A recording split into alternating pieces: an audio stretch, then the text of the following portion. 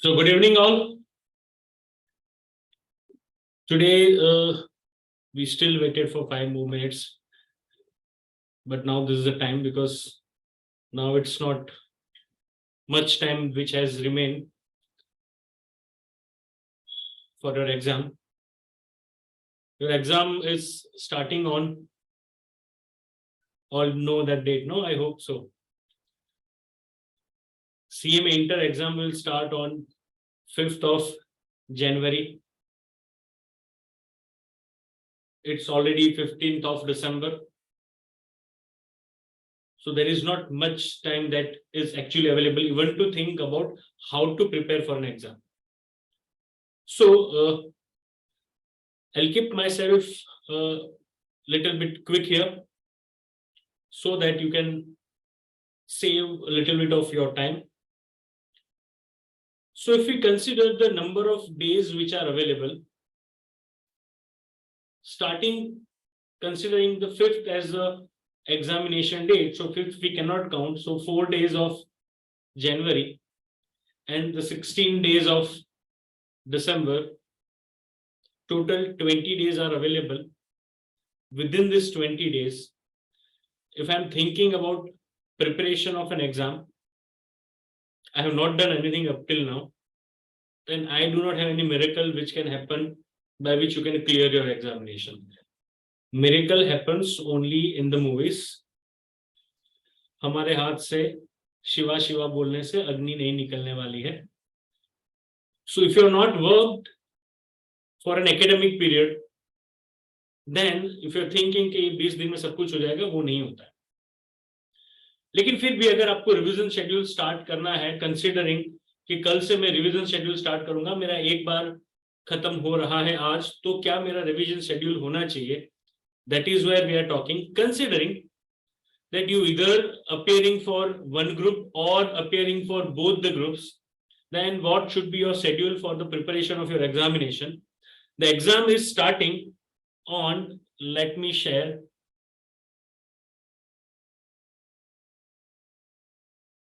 We can see that examination is starting on 5th of January. Those who are appearing for both the groups, for them, there will be one paper of first group, one paper for the second group. Those who are appearing only for one group, let's say group 1, for them, there is one paper, one gap, one paper, one gap. So those who are appearing for group 1 only, your exam will start on 5th of January, ending on 11th of January. And there are 3 holidays which are coming in between. So if we consider the number of days gap which it has, starting from the 5th, going up to 11, there is a gap of 6 days for only 4 papers. And those who are appearing for both the groups, you do not have any time. Every day there is a paper. So starting from the 5th, ending on 12th, every day there is a paper.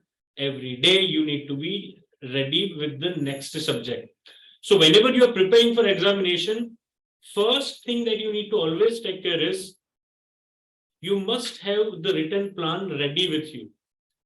If you're not having a written plan with you always, which I always keep on saying in the classroom, then again the things are going to become very difficult over a period of time. So therefore, plan has to be written. It has to be always there with you. So if I am supposed to prepare the plan, what kind of plan I would be preparing? Let's think of the examination date is on 5th of January. तो 5th of January 10 बजे हमारा paper है. So if I am preparing for this group 1 only, first we'll talk about those who are appearing only for one group. So understand, 5th there is a paper of account, 6th there is nothing. See, 6th there is an holiday. Those who are appearing only for one group. तो 5th को paper है, 7th को paper है, 9th को paper है और 11th को paper है. Account, law, tax and the costing. This is how the papers are scheduled. So when I'm preparing for an exam or I'm preparing for the revision, I just mentioned the date for the month of January first. 1, 2, 3 and 4. Here we are talking only about those who are appearing only for one group. So let me mention that. Those who are appearing only for group 1. So if you are appearing only for group 1, then what should be your schedule? Now 5th से आपका exam start हो रहा है, तो वो तो हमारे लिए रेलेवेंट ही नहीं रहता है. When we are talking about December में मैं रिवर्स ऑर्डर में स्टार्ट करूंगा. 31st, 30th, 29th, 28, 27, 26, 5, 4, 23, 22, 21, 20, 19, 18, 17 और 16, क्योंकि 15 तो आज खत्म हो गया. So when preparing for this account paper, financial accounting, the paper schedule would be like financial accounting, then there is a law, then there is a DT, and then there is a costing. 5th, 7th, 9th and 11th. This is how your schedule is. तो obviously अगर account का मेरा paper है तो मुझे 3rd और 4th को देना चाहिए account, because that is my first paper. आपका कुछ भी शेड्यूल हो, we'll start in a reverse order so that we can manage the dates. 3rd और 4th को आपका शेड्यूल होना चाहिए अकाउंट्स का. उसके आगे वाला जो है that is again important. उसके आगे वाले जो 2 डेट्स हैं, that is your 1st January and your 2nd January. हमारे लिए कुछ न्यू ईयर सेलिब्रेशन नहीं होता है, हमें एग्जाम का प्रिपरेशन करना है. तो this is the only important thing in our life. So therefore these 2 dates we normally think कि हम कौन सा रिवाइज करें, लेकिन आइडियली हमें रिवाइज करना चाहिए. जो क्लासरूम में पढ़े उन सबको पता है that we must revise costing. We must revise costing. Why?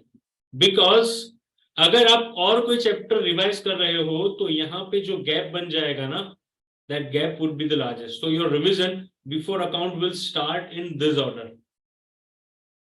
So similarly, अगर मुझे और 2 दिन का रिविजन सेशन प्लान करना है तो then now you can understand, यहाँ पे आपका रिविजन होना चाहिए डीटी का और यहाँ पे आपका रिविजन होना चाहिए लॉ का. इससे बेनिफिट ये होगा कि अगर तुमने यहाँ पे लॉ रखा, कॉस्टिंग यहीं कहीं रखा, तो 10-12 दिन तो मिनिमम हो जाएंगे आप कॉस्टिंग के देखे हुए. तो ऑब्वियसली फिर वो 1-2 दिन में पढ़ाई करना, it becomes very difficult and then we starting about giving up the things. अब ये तो बात हुई revision before examination. We are not required to give more than 2 days. तो अगर मैं बात करूं कि ये 4th और 3rd है, तो आप कट ऑफ गिनो कि this is my cut off. अगर यहाँ पे internally depending upon your grip of the subject आप जो ऊपर नीचे करना चाहते हो, for example someone does not require 2 days for the costing revision, he might require only 1.5 days. तो जो 0.5 आधा दिन बचता है, अगर आपको लगता है कि आपका डीटी वीक है तो यहाँ पे आप 2.5 दिन कर दो. आपको लगता है आपका लॉ वीक है तो यहाँ पे आप 2.5 दिन कर दो, provided you are able to manage to complete the costing in 1.5 days, or you can complete the account in 1.5 days. तो वो आधा दिन आप वहां से बचा सकते हो। अब जो बाकी दिन रहते हैं, let's count the number of days which are remaining. 1 2 3 4 5 6 7 8 9 10 11 12। We are having 12 days now. ये तो लास्ट रिवीजन हुआ, लास्ट रिवीजन। ये लास्ट रिवीजन से पहले भी आपके पास बचते हैं 12 दिन। सब्जेक्ट्स हैं क्लियरली हमारे पास 4। अगर आप अपियर कर रहे हो एक ही ग्रुप, तो हर एक सब्जेक्ट को मिलेंगे 3 दिन। यहां पे आप जो सीक्वेंस में शेड्यूल करना चाहते हो, जो सब्जेक्ट को प्रायोरिटी देना चाहते हो, वो सब्जेक्ट को आप उस हिसाब से प्रायोरिटी दे दो। यहाँ कोई शेड्यूलिंग में, एक दिन में आप 2 सब्जेक्ट पढ़ना चाहते हो, एक दिन में आप 3 सब्जेक्ट पढ़ना चाहते हो, तो पढ़ो, कोई दिक्कत नहीं है, प्रोवाइडेड एवरेज आपका 3 दिन से ज्यादा जाए नहीं। तो जिन लोगों ने अकाउंट का रिवीजन का सेशन अटेंड किया था, उन लोगों से भी मैंने ये अच्छे से डिस्कस किया था कि देखो, अकाउंट ऐसा सब्जेक्ट है कि आप रिवीजन के टाइम पे you can not expect yourself to solve each and every question and then doing revision for 2 or 3 times. तो अगर हम 3 या 4 घंटे में अकाउंट का 70-80% रिवीजन कर सकते हैं, other than those who are theory topics, तो अगर आपके पास सोचे हम कि अकाउंट के 3 दिन में अगर दूं, तो आप कर सकते हो आसानी से अकाउंट का रिवीजन 3 टाइम्स। एक दिन में अकाउंट के 4 घंटे में सिर्फ कॉन्सेप्चुअल रिवीजन करना है। 4 घंटे में सारे चैप्टर का सिर्फ कॉन्सेप्चुअल रिवीजन करना है। बाद में जो बाकी के minimum 14 hours you are suppose to read. How many hours for this schedules? Minimum 14 hours you are supposed to read, minimum 14 hours। 14 hours तो पढ़ना ही पढ़ना है, कैसे भी करके पढ़ना है। सो तुम्हारे पास बाकी के 10 घंटे हैं। ये 10 घंटे में तुम्हारा सोना, खाना पीना, फ्रेश होना सब कुछ आ गया, मोबाइल देखना भी इसी में आ गया। ये 14 आवर्स आपको एक्सक्लूसिवली स्टडीज के लिए देने हैं। अगर आप ये करते हो, अगर आपने क्लासेस भी ठीक से अटेंड किए थे, अगर आप कॉन्सेप्चुअली क्लियर हो, तो there is no doubt why you should not clear your CMA inter examination. You could be easily able to clear it. So therefore, when we are appearing for this examination and these 3 days are there, specifically I am talking about the subjects like account and the costing. What should be your approach? Your approach should be revising the concept for 4 to 5 hours. So if you are reading, let's say 14 hours in a day, if you are reading for 14 hours, and if you are doing conceptual revision within 4 to 5 hours for each topic, conceptual revision, that what has been covered, where it has been covered, how the things are required to be done, what is the format of solving that question, what are the entries generally that we are supposed to pass. I am talking about an account. अगर आप 14 घंटे पढ़ रहे हो, if you are reading for 14 hours, तो 4-5 घंटे आपको सिर्फ करना है conceptual revision।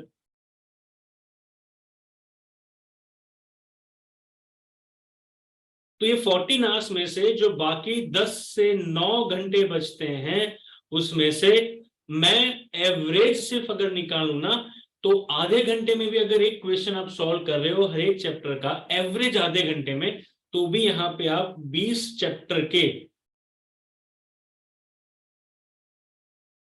कोई भी प्रैक्टिकल क्वेश्चन सिलेक्ट कर लो। क्योंकि जब क्लास हम अटेंड करते थे, उसी टाइम पे हमने क्लास में भी वो इंपॉर्टेंट जो चैप्टर हैं, जहां पे कोई स्पेसिफिक कॉन्सेप्ट कवर होता है, वो चैप्टर में से वो question we have already covered, we have already mentioned that this is an important topic. Now take an example of an partnership. Partnership have multiple type of question, तो you might be having a doubt कि कौन सा question कब करें।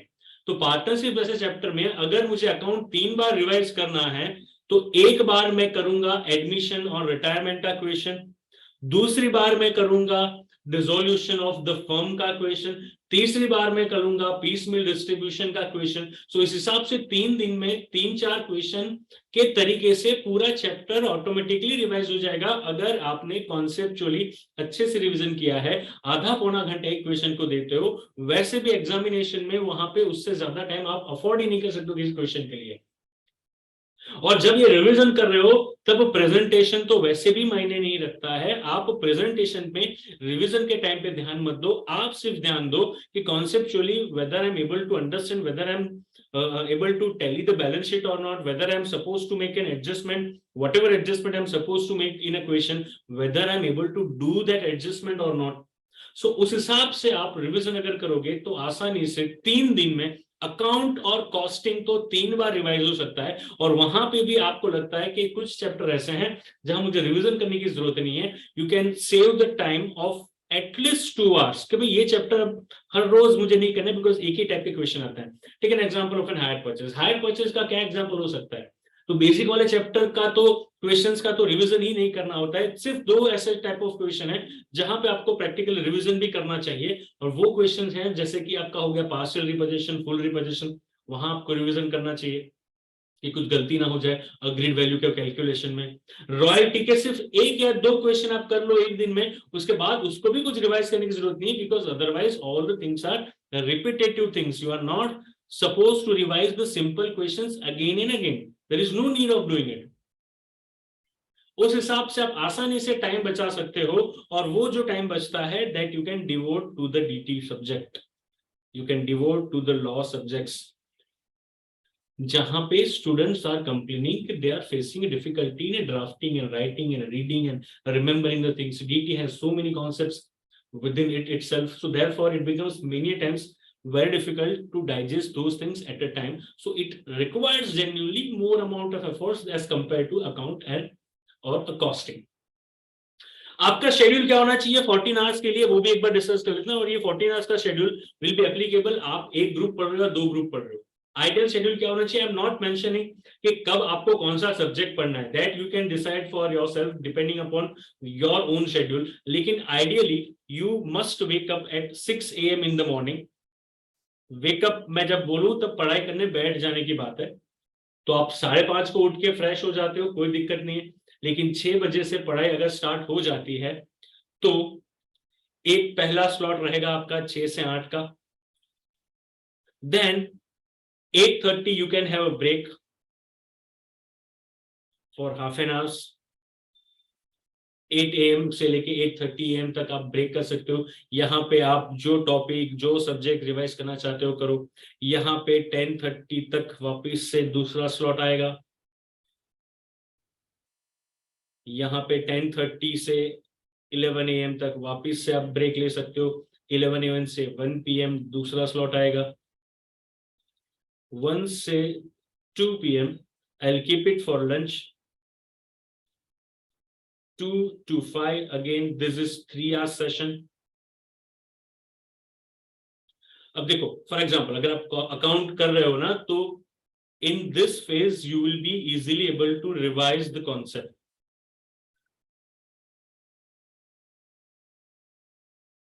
This is applicable to both account as well as costing। In both the cases this is something that you can do, that in this first phase 4 hours 5 hours you revise all the conceptual topics, how to solve the questions of the standard costing, how to solve the questions of marginal costing, all those things that you can do in this time slot। और फिर जो दोपहर वाला time होता है, खाने के बाद वाला टाइम होता है, और वहां नॉर्मली हम जब थियरी पढ़ते हैं तो समझ में नहीं आती या फिर नींद आती है, तो यहाँ पे आप फिर 2 बजे से आपका शेड्यूल स्टार्ट कर सकते हो, जहां पे आप वापस से रिवीजन प्रैक्टिकल क्वेश्चन सॉल्व करने का सेशन आप वैसे तो 12 बजे से स्टार्ट कर सकते हो, लेकिन ये आफ्टरनून वाला session would be more better.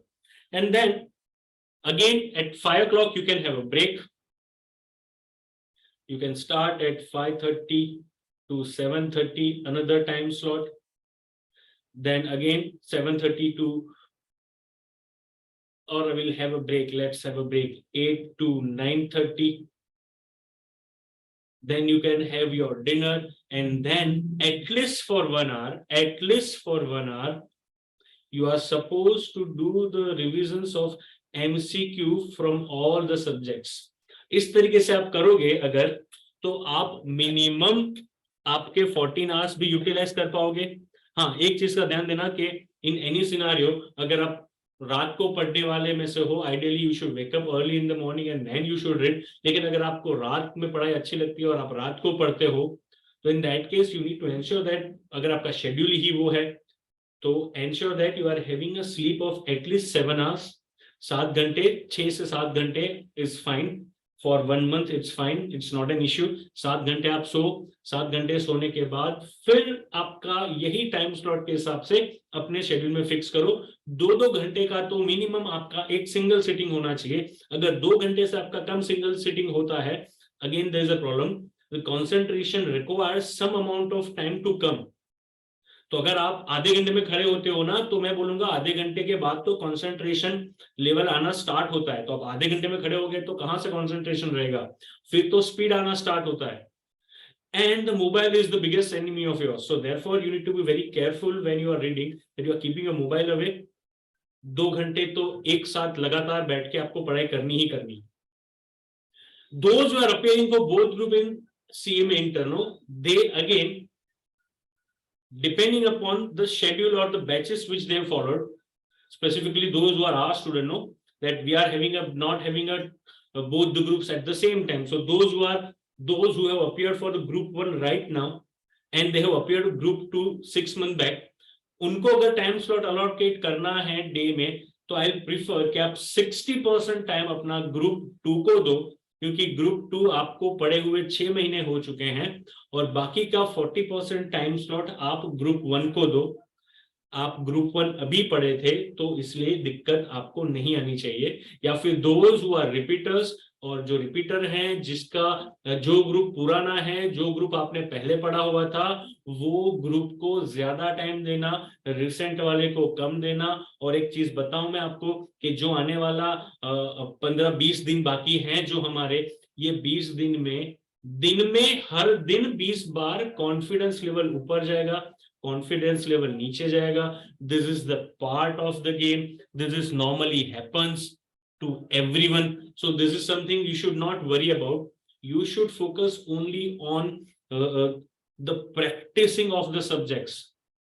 तो आप जितना अच्छे से उसको प्रैक्टिस करोगे, जितना अच्छे से आप रिवाइज करोगे, उतना ही एग्जाम में आपको वो यूजफुल रहेगा। Not just that, during those examination no, आपका टाइमिंग है 10 से लेके 1 बजे तक, तो भी मैं आपको बोलूंगा कि अगर 10 बजे पेपर है, आप टाइम पे घर से निकल जाओ। अगर आप दूर रहते हो, अकॉर्डिंगली घर से निकल जाओ। 9 o'clock 9:15 आप घर से 9:15 को निकल जाओ, 15 मिनट जल्दी पहुंच जाओ, क्योंकि अगर कभी कुछ गड़बड़ हुई, आप लेट पहुंचे, लेट पहुंचने की वजह से दिमाग वैसे भी हड़बड़ी में सारी चीजें बोलने लगता है, तो avoid those things. And ideally अगर 10 बजे पेपर है आपका, तो आपको 8 बजे से तो पढ़ना ही बंद कर देना चाहिए। 8 बजे के बाद कोई पढ़ाई नहीं करनी है। You need to give your mind a rest so that it can do the processing, it can understand the situation, it can calculate the things that how you need to behave. और बहुत सारे आपको कोई और भी आपके दोस्त मिलेंगे जिसको इतना बताने के बाद, इतना सुनने के बाद वो फिर भी नहीं समझेंगे। They still be bringing their books at an examination hall. जब तक पेपर डिस्ट्रीब्यूट होते हैं तब तक वो बाहर बैठ के पढ़ रहे हैं। तो भाई तूने 4, 5, 6 महीने 1 साल किया क्या था? तो वो प्लीज अवॉइड करना। और दूसरी चीज है आपको जो अवॉइड करनी है कि एग्जाम पेपर जब आता है, आपको पहले शांति से क्वेश्चन पेपर को देखना है, आपको आइडेंटिफाई करना है। देखो क्वेश्चन पेपर हमने लास्ट सेशन में भी, रिवीजन में भी हमने ये डिस्कस किया था दैट क्वेश्चन पेपर 100 मार्क का नहीं होता है, क्वेश्चन पेपर होता है 115, 130 मार्क का। You need to write down any 5 out of 7।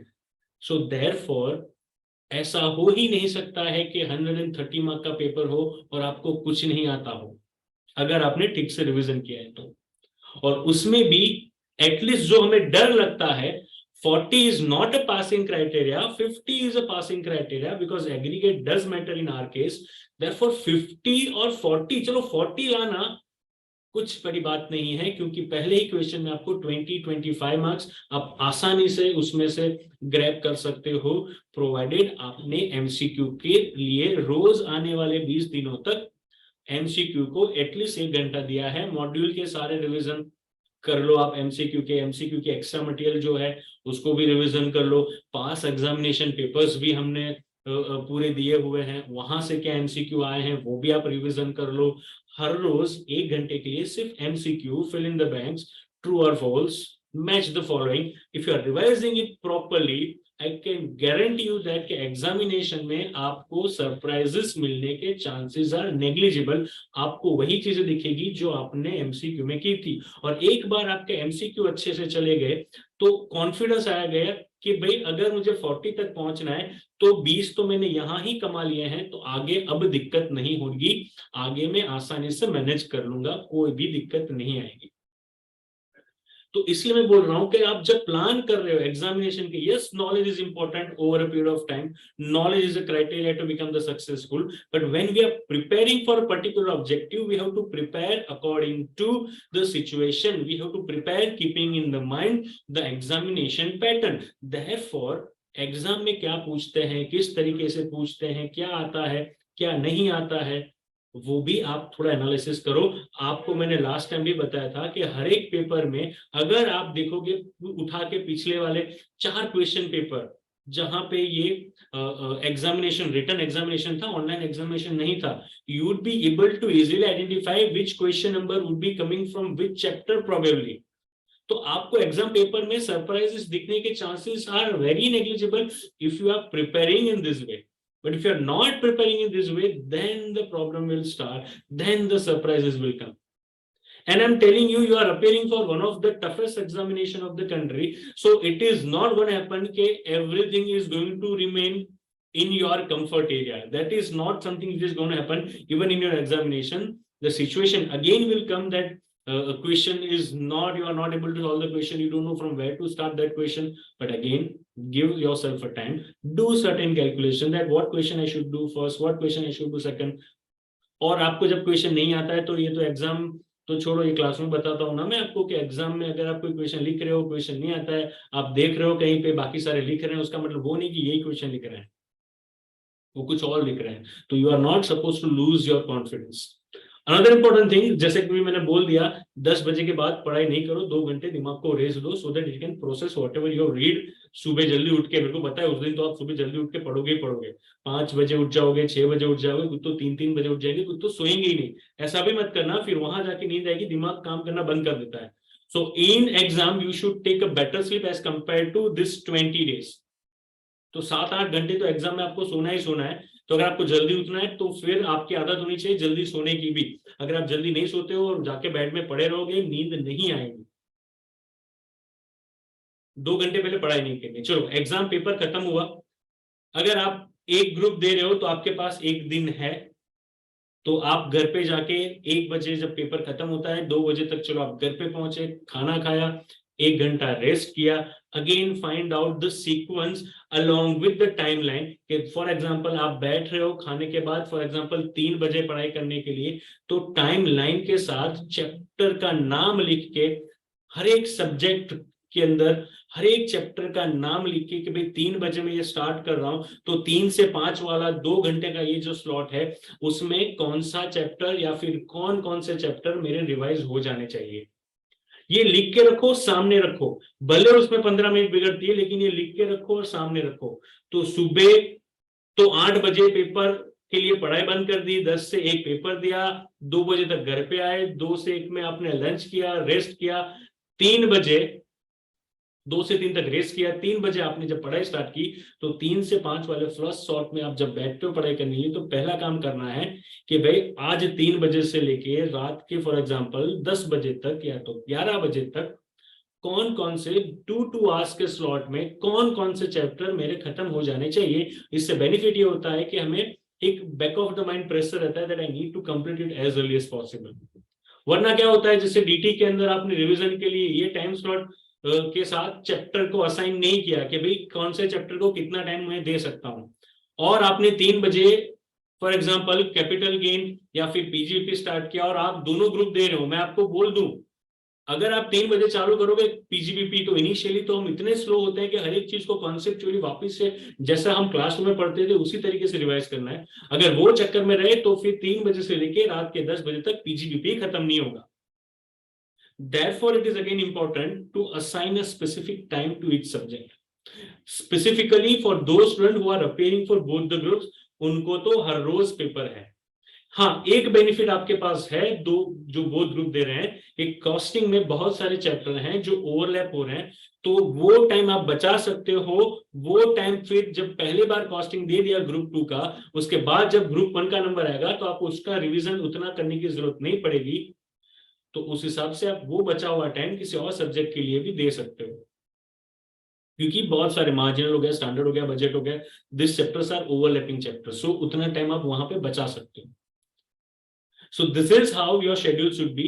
For जिस दिन ब्रेक है उस दिन वापस से जो हमने शेड्यूल बनाया था उसी हिसाब से सुबह 6 बजे से लेके रात को 11 बजे तक आपको ये पढ़ाई करनी है। और एक चीज, अगर सुबह उठ के कॉस्टिंग हो या अकाउंट हो तो सुबह 8 बजे तो आपको पढ़ाई बंद कर देनी ही है। तो पहले जो पढ़ाई करनी है आपको, 5 से 8 हो गया या 6 से 8 हो गया, ये 2 घंटों में आपको कोई प्रैक्टिकल अब नहीं देखना है, प्रैक्टिकल सब रात को ही खत्म हो जाना चाहिए। सुबह उठ के आपको जो देखना है वो देखना है कॉस्टिंग की या अकाउंट की थियोरी क्वेश्चन। जो लास्ट क्वेश्चन आता है पास एग्जाम में क्या गया था, हर एक चैप्टर से जो थियोरी क्वेश्चन हमने आइडेंटिफाई किए थे कि यहाँ पे प्रोबेबल ये थियोरी क्वेश्चन आता है, वो थियोरी क्वेश्चंस या theory answers of the practical subjects you should revise, so that if the things are not in your favor in examination, that last question would be very helpful, theory वाला, short note वाला। तो अगर आपको exam के दिन भी अगर कुछ रिवाइज करना है, सुबह जो रिवाइज करना है 6 से 8 में, 5 से 8 में अगर कुछ आपको रिवाइज करना है तो वो होना चाहिए revision of this theory chapters. उससे पहले again very important thing, exam start हो उसके एक दिन पहले आपकी सारी नोट्स, सारी बुक्स, सारा मटेरियल एकदम हैंडी होना चाहिए। फिर ऐसा नहीं होना चाहिए कि आप पेपर के दिन वो मटेरियल ढूंढ रहे हो, मटेरियल मिल नहीं रहा है। ये भी बहुत सारों के साथ होता है। तो जितना ये सब ना चीजों पे ध्यान दोगे, जितना एग्जाम ओरिएंटेड प्रिपरेशन करोगे, जितना एमसीक्यू पे ध्यान दोगे, जितना ये थियरी क्वेश्चन में ध्यान दोगे, क्योंकि बहुत सारे theory question repetitively they are asking, तो अगर ये थियरी क्वेश्चन पे हमने ध्यान दे दिया ना, तो I don't see any reason that why anyone should fail. So this is what I wanted to share, and I wanted to always wish that each one of my student I should get always a 100% result, which we are getting in foundation. The same, the ratio should be for an intermediate. And obviously, whenever you are having any difficulties, when you are facing any difficulty leading to any questions, you can always contact me. Yes, because of an tight schedule, 1-2 घंटे ऊपर नीचे, एक आध दिन ऊपर नीचे हो जाएगा, but I'll certainly come back to you wherever you need, or whenever even you are feeling low, तो immediate मुझे फोन कर दो। अगर मैं मीटिंग में भी हूँ तो भी 5 मिनट के लिए बाहर आके I'll be coming and talking to you guys. So please don't hesitate. In case if you are having problem, talk to us, talk to the respective faculty if you are still having any doubts. With that, I'll wish all the best to all of you and take very good care of yourself. And yes, we are within 2 days, we are again planning to have some test session for the revision of an account ki specific question wala jo humne discussion kiya tha na, to probably on a Sunday I'll send a notification again, that would be the live on YouTube only, or if it is not possible, if it is not working, fine, because I don't know whether it's working properly or not, but if it is not working properly then Zoom also we would be doing it. तो 3-4 chapter के practical जो difficult वाले question है, जैसे partnership में हो गया, पीसमेल distribution, royalty वाला क्वेश्चन, या फिर बिल्स ऑफ एक्सचेंज के अंदर कमीशन को जो स्प्लिट करते थे अकोमोडेशन बिल में, उस तरीके के क्वेश्चन। तो that is what we are planning to do on this Sunday. 2-3 ये जो चैप्टर मैंने बताया उसके उस हिसाब से फिर हम प्लान कर सकते हैं कि भाई स्पेसिफिक सेशन अगर 1 या 2 तारीख को रखना है only on practical questions for an account, and that to a technical जो difficult question है उसके अगर रिवीजन रखने हैं, तो वो अकाउंट वाले जो आपके दिन मैंने बोले पढ़ाई के, उससे आगे वाले दिन रात को, this is what we will be planning, starting from 7:30 going up to 11 o'clock or whatever time it takes. Fine. The first test session for that, or kind of a demo session, how it works out, that we will be having on this Sunday. Fine. So that's all. Take very good care of yourself and all the very best. Thank you. And please like, share, and subscribe this channel. Thank you very much.